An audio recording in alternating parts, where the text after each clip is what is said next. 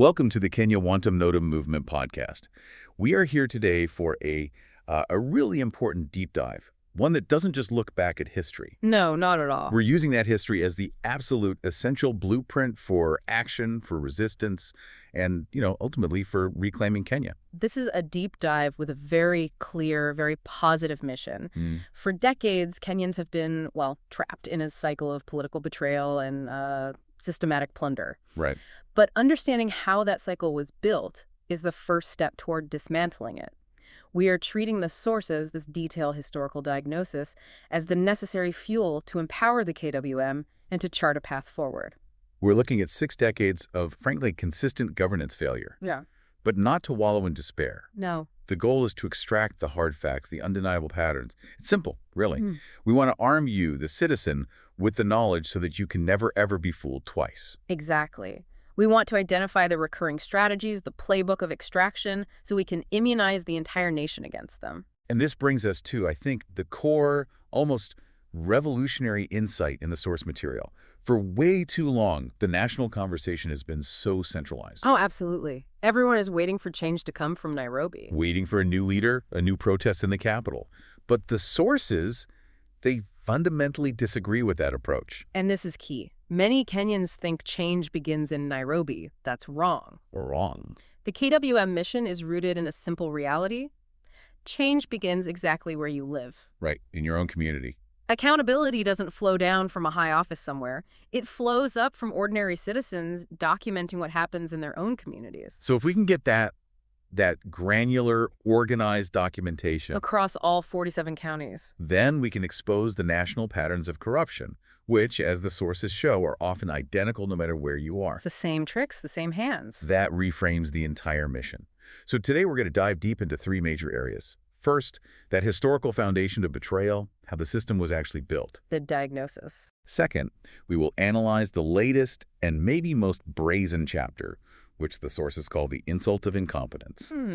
And third, and this is the most critical part, we will detail how the KWM provides the actual tools for you to document history, connect the dots, and fight back effectively. We are turning frustration into structured documentation, and that documentation becomes the foundation of freedom. Okay, let's unpack this history. It's so crucial we see this pattern not as, random, isolated events. No, it's a deliberate, systematic approach to governance. The purpose of the state has become self-enrichment, not public service. That's the core of it. And we have to begin at the beginning, with the original sin, the moment of independence led by Jomo Kenyatta. He was this monumental symbol of hope. I mean, the Kapenguria Six, his comrades, they sacrificed years of their lives in detention. Believing they were fighting for all Kenyans. For all Kenyans to own their land and their future. A genuine, powerful belief. But the source material is just.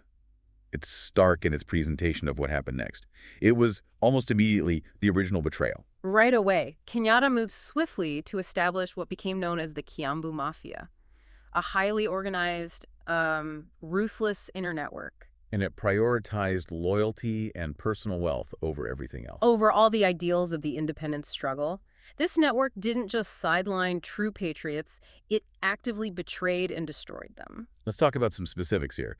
The sources detail the sacrifice of people like Jaramogi Odinga, the vice president, a man who had been a key financier and supporter of Kenyatta, and what happened. He was systematically destroyed politically, harassed, detained without trial. And why? Simply for questioning the direction the country was taking, a direction toward, cronyism and accumulation. And then there's the most chilling example which sent a signal to everyone, the murder of J.M. Kariuki in 1975. J.M. Kariuki was a vocal populist. He was a former detention mate of Kenyatta's. And he dared to speak the language of the poor. He said Kenya had become a nation of 10 millionaires and 10 million beggars. And for that, he was brutally assassinated. The killing was clearly linked to the highest levels of the regime, and it sent an absolutely chilling, unambiguous signal. Challenge the inner circle and you will disappear. Period. And structurally, this entire foundation of betrayal was cemented with the land grab. This is maybe the single most important event in defining modern Kenyan inequality. The promise of independence was land back to the landless. To the freedom fighters, to ordinary Kenyans. But the whole process was subverted. So how did they do it? I mean, it wasn't just a few isolated cases, was it? Not at all. The source material details a systematic alteration of land allocation programs, of settlement schemes.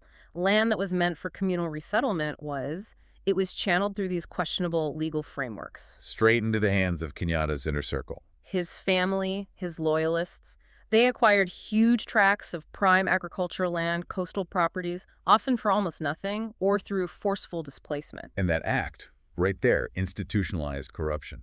It established a multi-generational structure of economic inequality that we are still living with today. It defined power as the ability to steal communal wealth with absolute impunity. The betrayal of that independence dream was complete.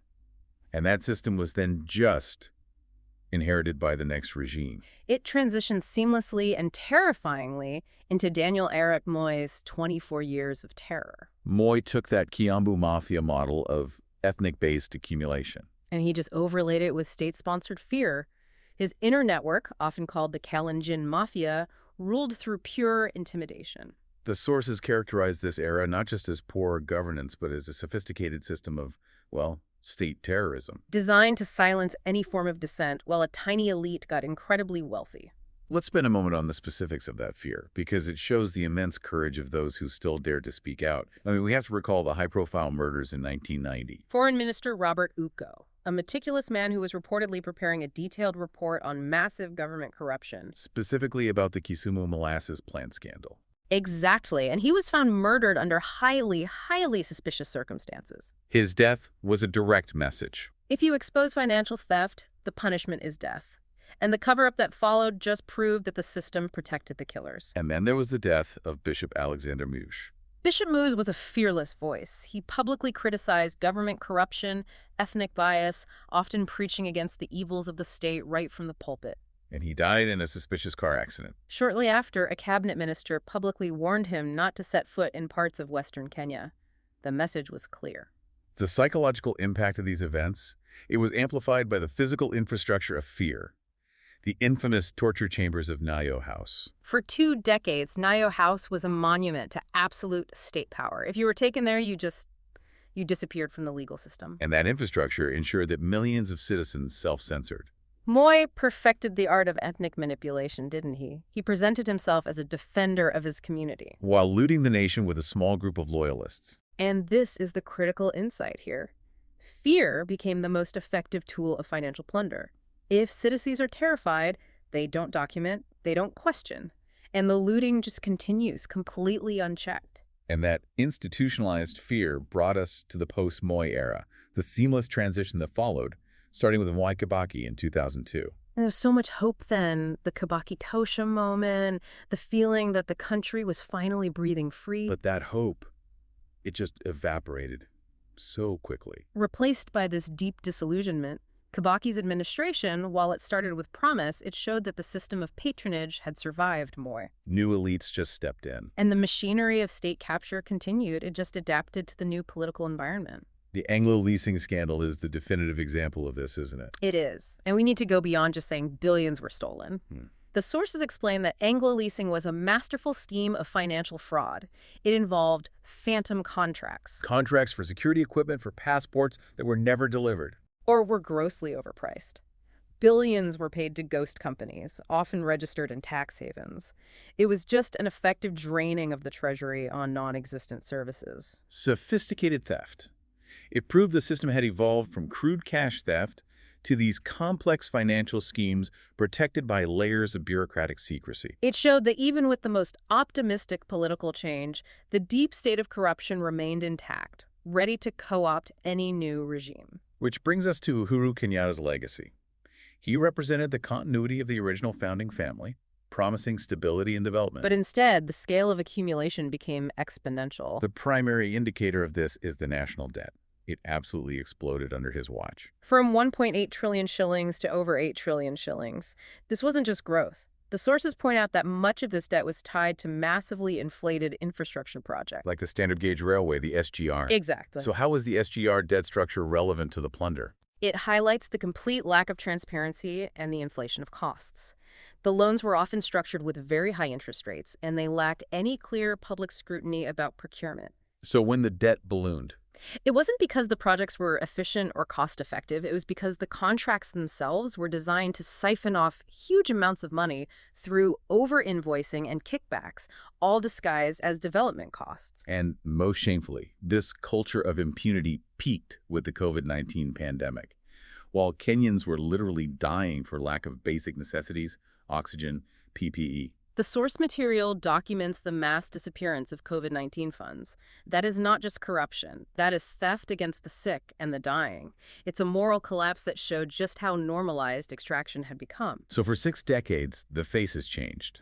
But the primary function of power extraction remained brutally constant. Which brings us squarely to the present day. And it raises an important question. What happens when that historical pattern of extraction continues, but the perpetrators lose even the pretense of merit or competence? This is where the source material introduces a new concept, the insult of incompetence. Exactly. So we're now analyzing the administration of William Ruto, and the sources identify the familiar continuation of the cycle.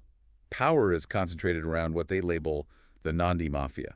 The strategy is identical to Kenyatta's and Moi's.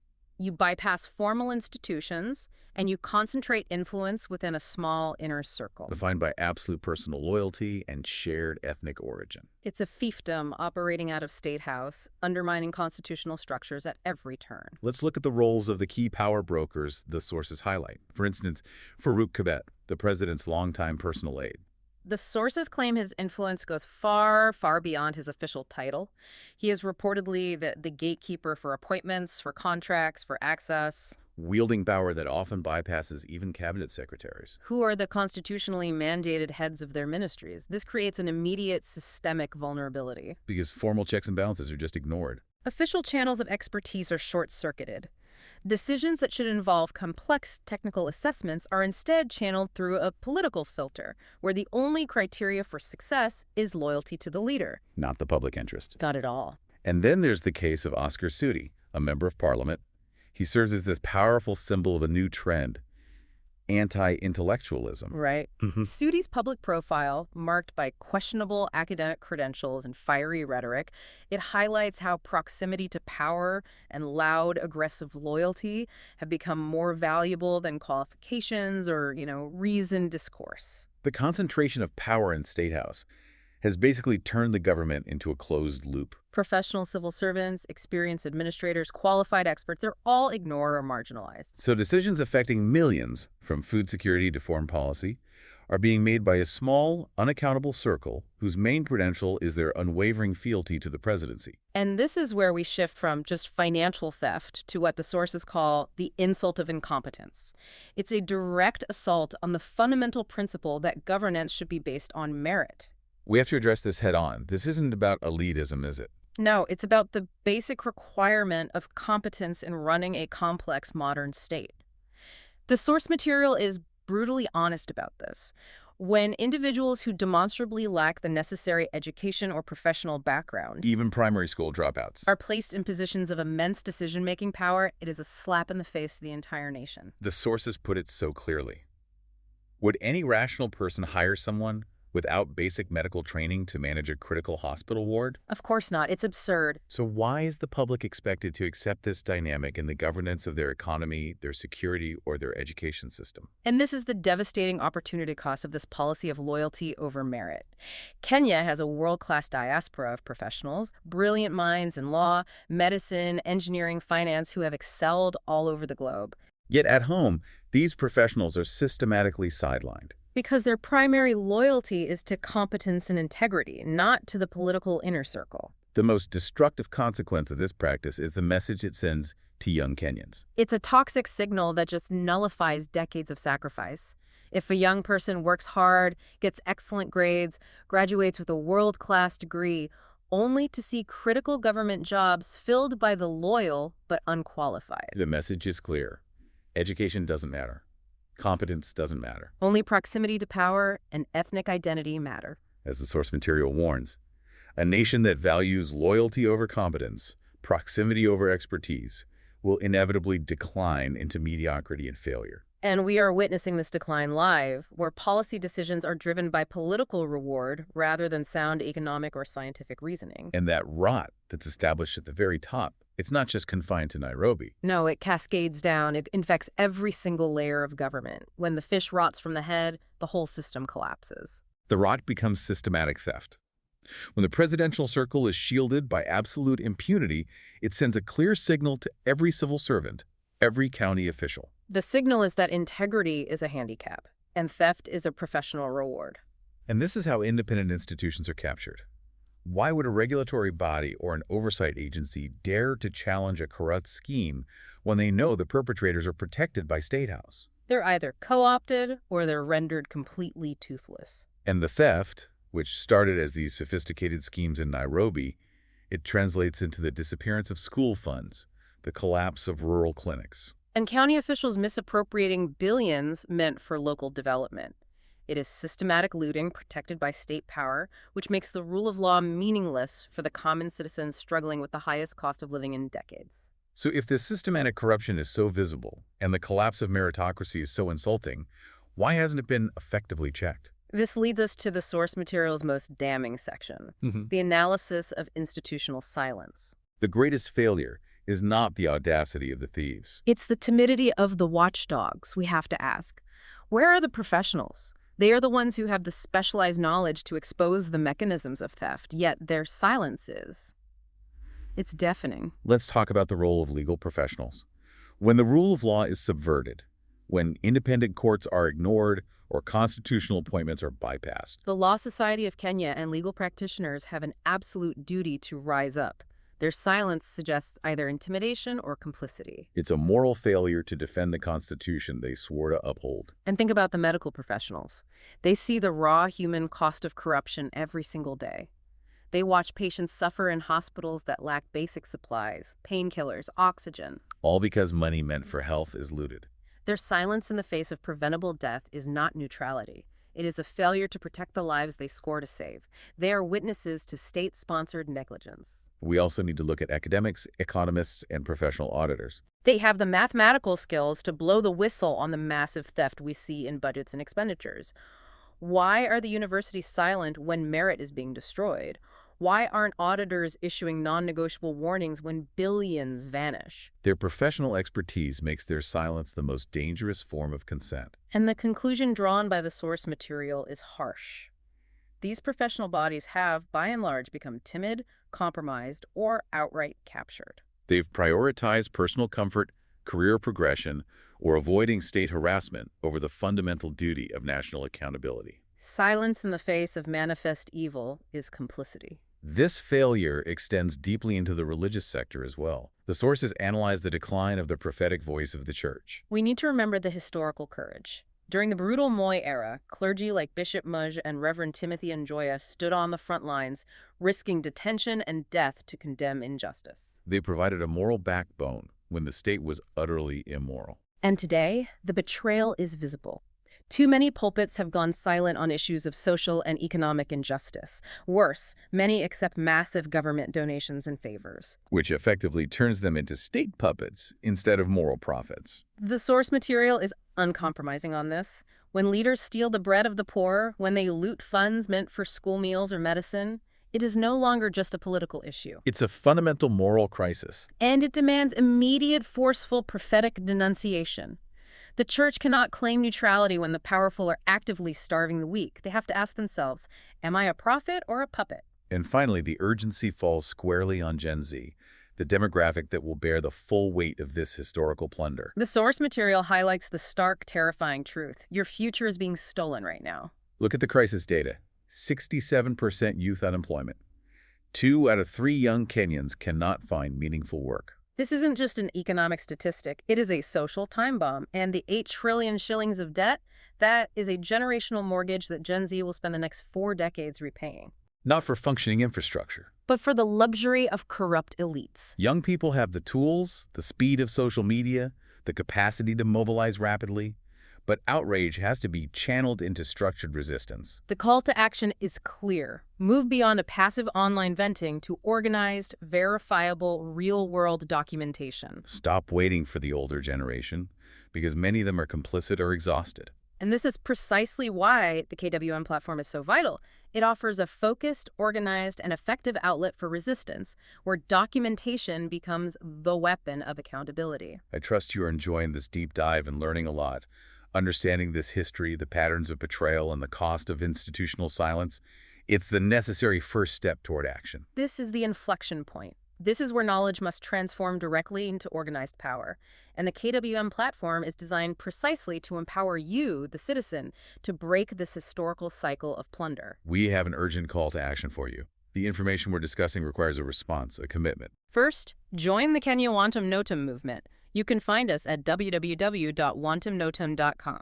This is where the movement is built, county by county. And it is urgent. We want you to be armed with the facts. So download this free ebook and audio. Remember, it is completely free. Read it. Take action. Then tell your friends to go to wantumnotum.com, create an account, and download the free ebook and audio. Again, it is free. And take action. Freedom never comes easy. What will you do? For more great education resources where you can find the detailed research powering this movement, visit https://website.beacons.aakak2020. You can also download, buy, or get additional free e-resources to deepen your knowledge right here. https://beacons.aakak2020 buy books. Change Kenya. Start commenting and posting your evidence. Create your account and start posting your comments at https://wantumnotum.com. Connect with us and share the message widely on our Facebook page, https://www.facebook.com/kenyam-pituko-pamoja. And you can listen and enjoy the KWM podcast at home, in the office, on the road, in private cars, buses, matatus, churches, wherever you find yourself. That's at https://rss.com/kabri/falmerzef. Podcasts, Kenya Wantum Notum Movement, KWMN. That call to action is built on a very specific strategy from the sources. Centralized action has failed, again and again. The KWM method advocates for decentralized grassroots documentation. And this concept, that change starts at home, is the core engine of the entire movement. The corrupt system assumes that resistance must be organized top-down in the capital, which makes it easy to monitor and crush. The KWM flips this completely. The power structure assumes change starts in Nairobi. Wrong. It begins where you live, in the 47 counties. When citizens share what happens in Turkana, in Makueni, in Kisumu, or in Nyeri, patterns instantly appear. And that's the magic of decentralized documentation, isn't it? When a citizen in Mandera posts about an infrastructure contract that failed. And another citizen in Mombasa posts about the exact same failure mechanism on a road project, the pattern of corruption becomes undeniable. The same tricks, the same hands are operating nationally. That's how accountability begins. Not with political titles, but with ordinary people refusing to be fooled twice. The platform lists all 47 counties. The call is for you, the listener, to identify your county and start posting your stories, your evidence, and your ideas for change in your village or your city. It brings the focus down from the grand, untouchable theft in Nairobi to the tangible impacts of corruption right where you live. And this data aggregation leads to the creation of what we're calling the People's Record. KWM is explicitly not a news site focused on rapid, temporary consumption. It is a people's record, a permanent, accumulating archive of truth. Every comment, every verified truth written here forms a trail that no spin doctor, no well-funded government PR machine can erase or suppress. This documentation is the imperative of freedom. When you post, you are not just reacting. You are actively documenting Kenya as it is, unfiltered and honest. History is no longer being written in quiet, compromised government offices. It's being written here by you, the citizen. We want your honest, unfiltered stories. What is happening or what's not? Who is doing something right? Who keeps promising roads, schools, or jobs and then just vanishes? Tell it as it is. No filters, no spin. Your single, honest word can wake up the next person to act. That is how a movement grows. One truthful, documented post at a time. And crucially, this documentation allows us to understand the mathematics of plunder. We have to make the theft concrete, measurable, and emotionally resonant. We need to connect the stolen shillings directly to opportunities lost. Connecting the dots between a politician's new jet and the classrooms that lack textbooks or the hospitals that lack basic supplies. That is how we humanize the cost of corruption. Let's use the source materials examples to quantify this. Consider the 50 billion shillings often cited in major health scandals. What could that actually buy if it were used with integrity? We are talking about funding 100 fully equipped, modern health centers across underserved rural areas. potentially saving countless mothers who currently die in childbirth for lack of basic care. Or we could fund competitive salaries for 5,000 additional medical staff, doctors, nurses, specialists, retaining Kenya's best talent at home. Or we could fund free, comprehensive cancer treatment for every single Kenyan who needs it, regardless of their ability to pay. That is the direct cost of 50 billion shillings being stolen. It's not an abstract number. It's a death toll. It's an education gap. It's a lack of opportunity. And look at the scale of a single mega corruption scandal, often costing hundreds of billions.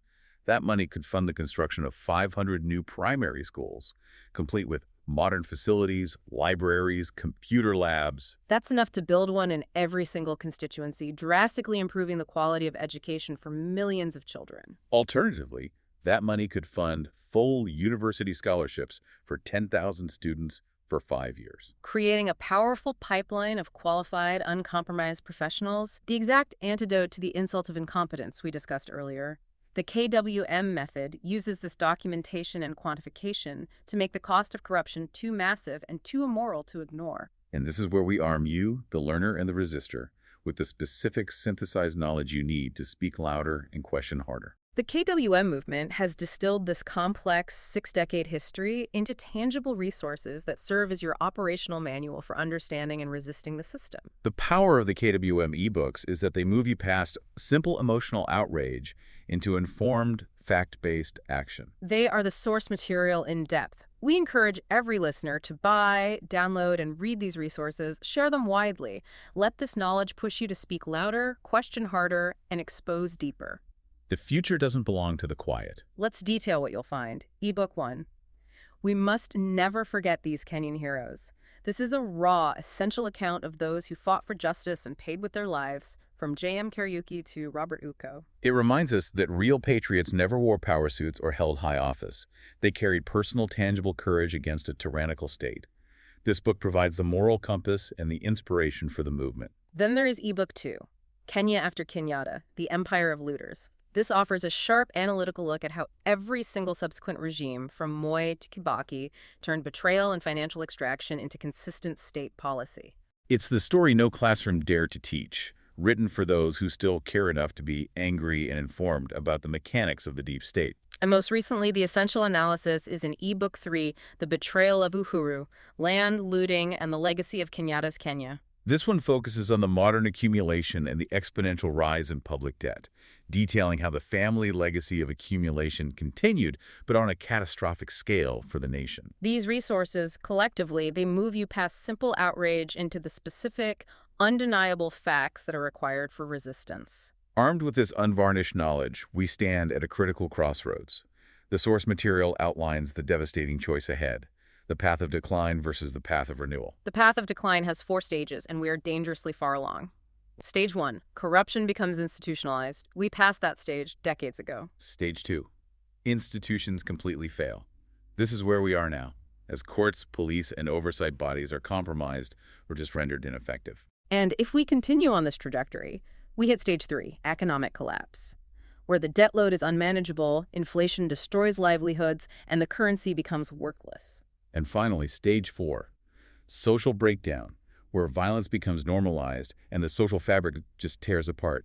The warning signs are everywhere. From spiraling debt to the absolute collapse of public services. But failure is not inevitable. We are fighting to stay off the path of no return. The alternative vision, the path of renewal, is a Kenya where merit matters more than connections. Where competence is valued over loyalty, and where public service is genuinely about serving the public. This renewal means a Kenya that invests its resources. Quality education, world-class healthcare for all citizens regardless of wealth, and a resilient, functioning infrastructure. But this alternative path requires courage, persistence, and unified action. It requires professionals to speak up, the church to prophesy, and Gen Z to organize and document. The question is simple. Which Kenya do you want? The time to act is now, before institutional collapse is total and irreversible. We conclude with the realization that history is watching. A political power is temporary. It often lasts only a few years. But the legacy of silence or action is permanent. The source material addresses those currently in power directly. Is this how you want to be remembered? As one more thief in a long line of thieves? You can steal billions, you can even steal elections, but you cannot steal respect. J.M. Kariuki is remembered as a heroic patriot whose words still resonate decades later. His killers and those who protected them are remembered as historical cowards. You cannot buy a good legacy with stolen funds. You can only earn it through selfless service and integrity. The moment we, the citizens, withdraw our consent, the moment we stand together and document the truth, one county at a time, one post at a time, everything changes. But it requires you to stand up. Yeah. The corruptors are betting you will do nothing. Prove them profoundly wrong. We have documented the patterns. Now we must break the cycle. I trust you are enjoying this deep dive and have found the knowledge to be empowering. The time for change is now. This is not about tomorrow. It's about today. So here is our final call to action. Arm yourself with knowledge and join the collective action. Join the Kenya Wantum Notum movement. Go to www.wantumnotum.com. This is the digital town square for truth. And it is urgent. Download this free ebook and audio. Remember, it is free. Read it. Take action. Tell your friends to go to wantumnotum.com, create an account, and download the free ebook and audio. Again, it is completely free. Take action. Freedom never comes easy. What will you do? Change Kenya. Start commenting and posting your local evidence today. Create your account and start posting your comments. https://wantumnotum.com. Deepen your understanding and arm your community with facts. Buy the ebooks and get armed with knowledge. https://beacons.aak2020 buy books. For more great education resources, please visit https://website.beacons.aak2020. And ensure others hear this message of resistance and reclamation. Listen and enjoy the KWM podcast at home, office, or on the road. https://rss.com podcast Kenya Wantum Notum movement KWM. Rise up. Resist. Reclaim your country. The time for change is now.